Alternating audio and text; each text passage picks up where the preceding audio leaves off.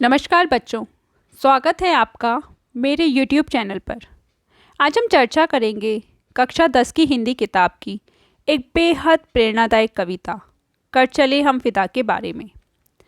यह कविता न सिर्फ देशभक्ति की भावना से ओतप्रोत है, बल्कि हमें अपने कर्तव्यों और बलिदान की महत्ता भी सिखाती है।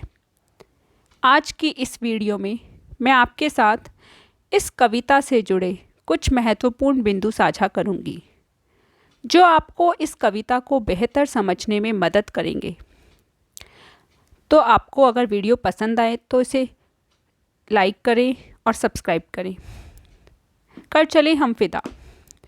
इस कविता को लिखा है कैफ़ी आज़मी ने। वे एक प्रसिद्ध कवि और गीतकार थे, जिनकी लेखनी में देशभक्ति की भावना झलकती है। यह कविता हमारे सैनिकों की वीरता और बलिदान को समर्पित है। इसमें मातृभूमि के लिए अपना सब कुछ न्यौछावर करने का संदेश दिया गया है। यह कविता भारत चीन युद्ध के समय लिखी गई थी, जब देश को अपने वीर जवानों की ज़रूरत थी। यह कविता हमें यह सिखाती है कि देश हित के लिए व्यक्तिगत सुख दुख का त्याग करना सबसे बड़ा धर्म है। युद्ध भूमि में सैनिक शहीद होते हुए अपने दूसरे साथियों से कहते हैं कि हमने अपनी जान और तन को देश सेवा में समर्पित कर दिया है। हम जा रहे हैं और अब देश की रक्षा करने का भार तुम्हारे हाथों में है। सैनिकों की अभिलाषा है कि व्यक्ति को जिंदा रहने के लिए बहुत मौके मिलते हैं, लेकिन देश के लिए जान देने के मौके कभी कभी मिलते हैं। जो जवानी खून में सराबोर नहीं होती, वह प्यार और सौंदर्य दोनों को बदनाम करती है। आज सैनिकों के रक्त रूपी चुनरी ओढ़कर धरती दुल्हन बनी है। हमारे जाने के बाद इसकी रक्षा की जिम्मेदारी अब तुम्हारे ही हाथों में है। सैनिक संदेश दे रहे हैं कि अपने खून से इस धरती पर ऐसी लकीर खींच दो जिसके पार कोई भी शत्रु रूपी रावण कदम ना रख पाए। यदि कोई भारत माँ की ओर से आंख उठाकर देखे या आंचल छूने की हिम्मत करे तो उसके हाथ तोड़ दो। तुम राम लक्ष्मण बनकर सीता रूपी धरती माँ की रक्षा करो।